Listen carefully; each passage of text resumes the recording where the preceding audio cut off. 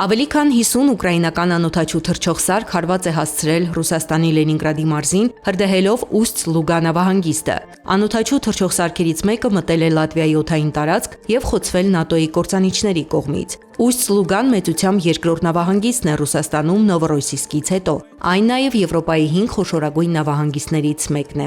Ուկրաինայի նախագահ Վլադիմիր Զելենսկին CNN-ին տված հարցազրույցում հայտարարել է, որ Ուկրաինան այս տարի 2025-ի համեմատ ստացել է 2.5 անգամ պակաս հակահրթիռ։ Միևնույն ժամանակ Ռուսաստանն ամսական արձակում է կրկնակի շատ բալիստիկ հրթիռ։ Եթե Միացյալ Նահանգները մեզ վաճառի իր հակահրթիռների 5%-ը, մենք կհաղթահարենք ձմեռը եւ կփրկենք կյանքեր։ Իսկ եթե նրանք կարողանան մեզ վաճառել 10%-ը, մենք կոչնչացնենք բոլոր ռուսական բալիստիկ հրթիռները։ Ես ունեմ 1%-ը, հայտարարել է Ուկրաինայի նախագահը։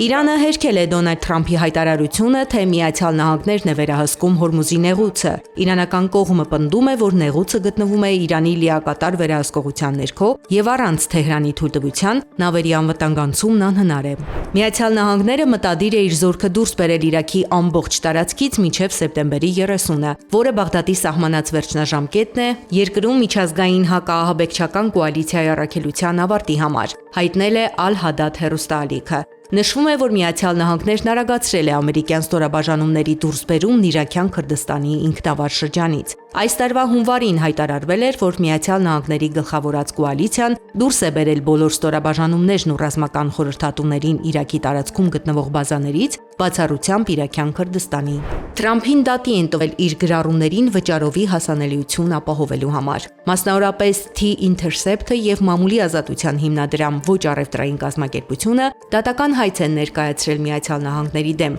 Նրանք պահանջում են արգելափակել Truth API վճարովի ծառայությունը, որը վաղաժամ մուտք է ապահովում Թրամփի գրառումներին Truth Social սոցիալական ցանցում։ Հայցում նշվում է, որ Թրամփն ամսական $100,000 է գանձում իր սեփական գրառումներին, ինչպես նաև Սպիտակ տան, փոխնախագահ Ջեյդի Վենսի, ՀԴԲ տնօրեն Քեշ Պատելի եւ վարչակազմի այլ պաշտոնյաների գրառումներին վաղ հասանելիություն ապահովելու համար։ Հայցվորները պնդում են, որ այս սխեման կոռումպացված բնույթ ունի եւ հակասահմանադրական է։ Տոկիոյում Ռուսաստանի դեսպանը կանչվել է ԱԳՆ Ռուսաստանի նախագահ Վլադիմիր Պուտինի Կուրիլյան կղզիներ այցի պատճառով։ Օգոստոսի 13-ին Պուտինն առաջին անգամ այցելել է Կուրիլյան կղզիներ, եղել կղզում գտնվող ձկան վերամշակման գործարանում եւ հանդիպել տեղի բնակիչների հետ։ Ճապոնիան հարավային Կուրիլյան կղզիները, այդ թվում Իտուրուբ կղզին, անվանում է հյուսիսային տարածքներ եւ պնդում, որ դրանք պատմականորեն եւ իրավաբանորեն պատկանում են Ճապոնիային։ Վարչապետ Սանաե Տակայիչին նույնպես Պուտինի այցն անվանել է բացարձակապես անընդունելի։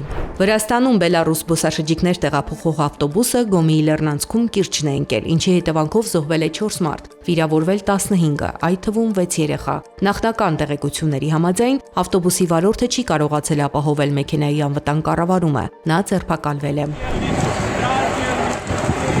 Ապոկալիպսիս Խորվաթիայում Օմիշ հանգստավայրի մոտակայքում խոշոր հրդեհ է բռնկվել։ Զբոսաշրջիկներին եւ տեղի բնակիչներին տարհանել են, իսկ մայրուղու մի հատվածը փակվել է։